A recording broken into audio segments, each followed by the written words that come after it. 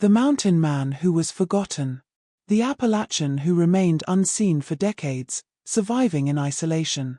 Tucked away in the deep hollows of West Virginia, where ancient trees hold the fog and civilization feels like something from another time, there was a family the rest of the world had simply left behind.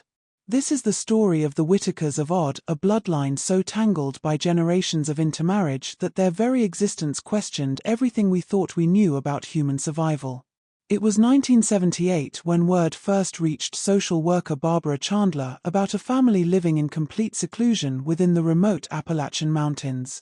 The reports were vague, almost mythical in tone.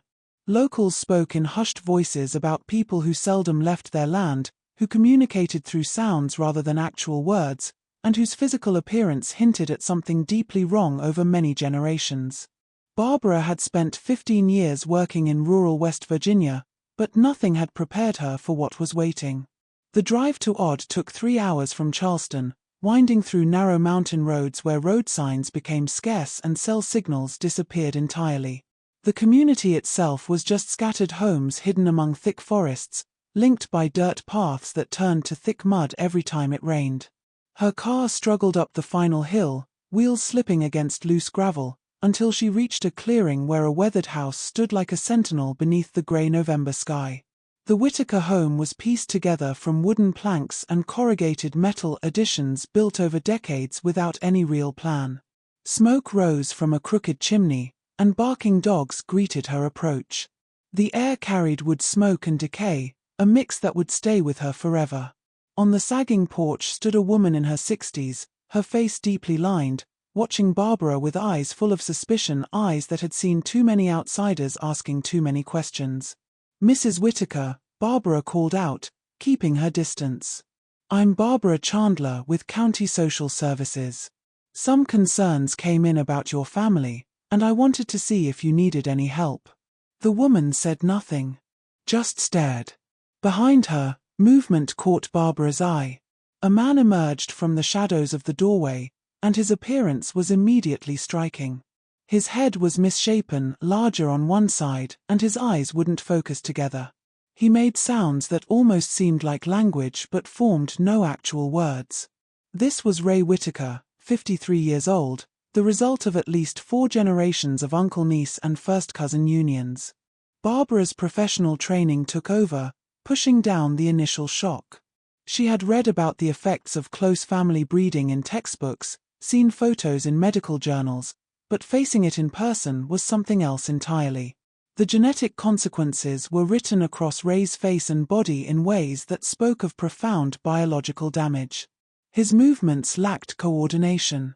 His attempts to communicate came out frustrated and confused. Yet in his eyes, Barbara saw something that would haunt her for years. Awareness. He knew he was different. He understood something fundamental had gone wrong. "He don't talk right," the older woman finally said, her voice rough from years of tobacco and mountain living. "None of them do. Been that way long as I remember. You going to take them away?" There was defiance in her question, but something else too, resignation maybe, or the exhausted acceptance of a fate she'd long stopped fighting. Barbara shook her head slowly. "I'm here to help, not to take anyone away. Can we talk? I'd like to understand your situation better." What unfolded over the next several hours would reveal one of the most extreme cases of familial inbreeding in modern American history. The Whitaker family tree wasn't a tree at all, it was a tightly wound circle looping back on itself generation after generation. Brothers had children with sisters, uncles with nieces, first cousins with first cousins.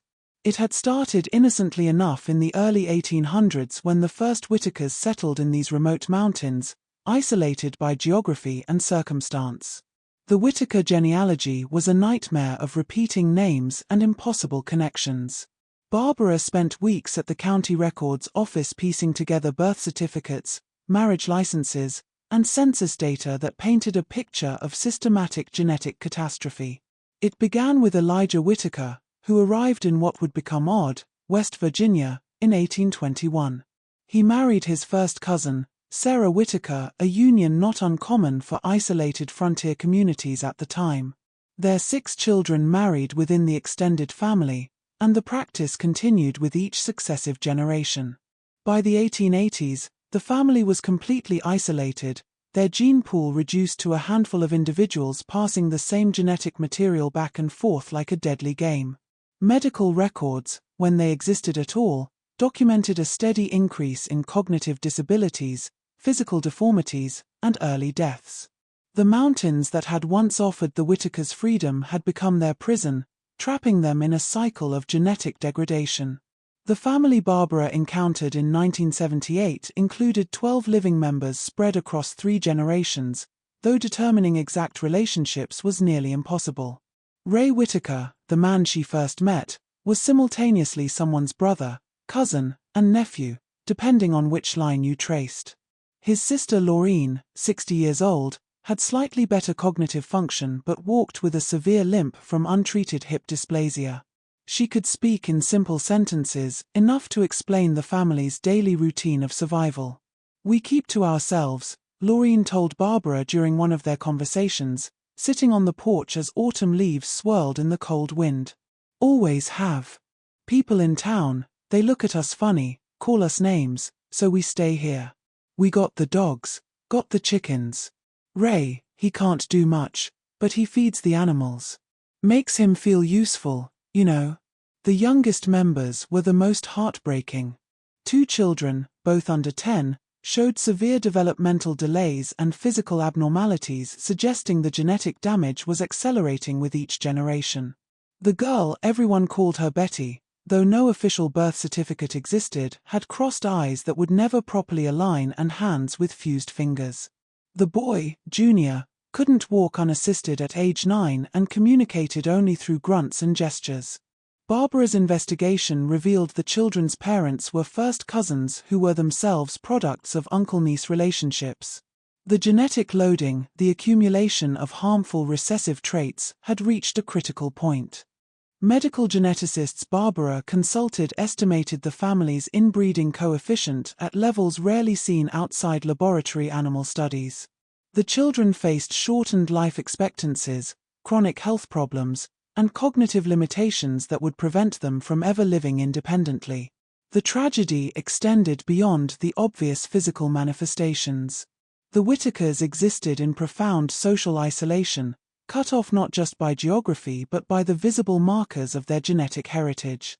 School-aged children were kept home, ostensibly because of difficult mountain roads, but really because their appearance and abilities made them targets for cruelty. The family received no regular medical care, no educational services, no connection to the broader community that might have offered support or intervention. Winter in the Appalachian Mountains was brutal, and the Whitakers faced it with inadequate heating, limited food supplies, and no transportation to reach help in emergencies. Barbara began making regular visits, bringing food, blankets, and medical supplies. She connected the family with disability services, though the bureaucratic process moved with frustrating slowness. Each visit revealed new layers to their situation, new evidence of how decades of isolation and intermarriage had created a family unit barely clinging to survival. The historical context of the Whitaker situation reflected broader patterns in Appalachian culture. These mountains had always attracted people seeking isolation. Whether fleeing religious persecution, economic hardship, or simply desiring independence from governmental control, the rugged terrain created natural barriers between communities. Families often went generations with minimal outside contact. In such environments, marrying within the family wasn't seen as taboo but as practical necessity. Dr. Michael Harrison, a geneticist from West Virginia University who became involved with the Whitaker case in 1979, explained the biological mechanics at work. "Every human carries recessive genes for various disorders and conditions," he told Barbara during one of their consultations. "In normal populations, the chances of 2 people with the same harmful recessive genes having children together are relatively low. But in situations of repeated inbreeding, those chances skyrocket. With each generation of close familial unions, genetic diversity decreases and the expression of harmful traits increases exponentially. The Whitakers represented an extreme endpoint of this process. DNA testing conducted with family permission in the early 1980s revealed genetic similarity between family members that approached levels seen in identical twins. They were essentially a closed genetic system recycling the same material across multiple generations with devastating consequences. The testing also revealed they carried genes for at least a dozen serious genetic disorders, many of which had manifested in varying degrees across family members. Ray Whitaker's condition, which doctors eventually diagnosed as a combination of microcephaly and severe intellectual disability, was directly attributable to the high levels of inbreeding.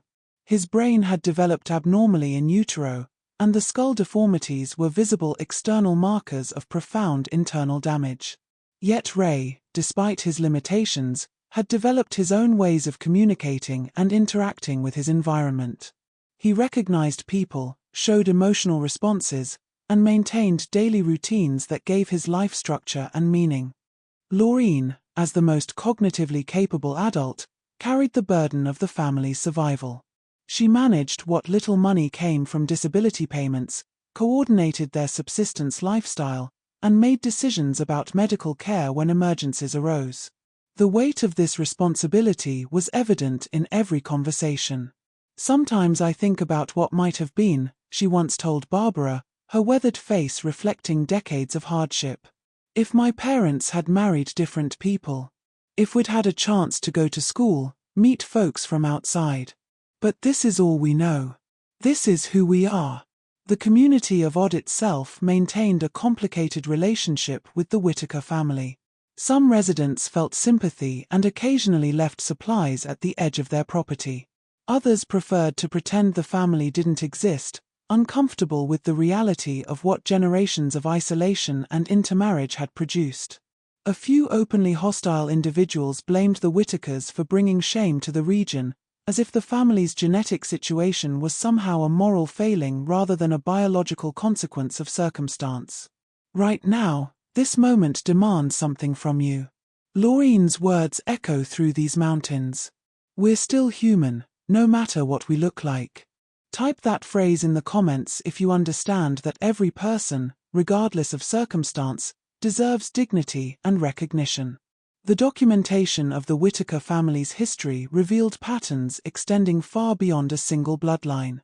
Throughout Appalachian history, numerous families had experienced similar situations, though few reached the extreme levels seen in the Whitakers. Geographic isolation combined with cultural practices created conditions where genetic diversity diminished over time. The Whitakers were exceptional in degree, but not unique in kind. Barbara's work with the family continued through the 1980s and into the 1990s. She watched as the older generation passed away, each death reducing the family's size but not breaking the cycle. Ray Whitaker died in 1987 at age 62 from complications of pneumonia. His compromised immune system couldn't fight off the infection. His funeral was attended by only family members and Barbara, held in the small clearing behind their house where generations of Whitakers had been buried in unmarked graves. The younger generation faced even grimmer prospects. Betty, the girl with fused fingers and crossed eyes, developed seizures in her teenage years that medication could only partially control. Junior never gained the ability to walk independently and required constant care that his aging relatives struggled to provide. The genetic damage was so extensive that medical professionals privately doubted either child would reach adulthood, a prediction that proved tragically accurate when Betty died at 17 from complications related to her multiple conditions.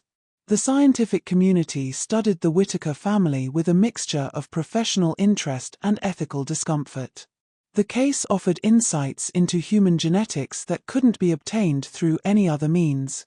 Yet the human cost was undeniable. Research papers were published in medical journals documenting the specific genetic disorders present in the family and calculating inbreeding coefficients with mathematical precision.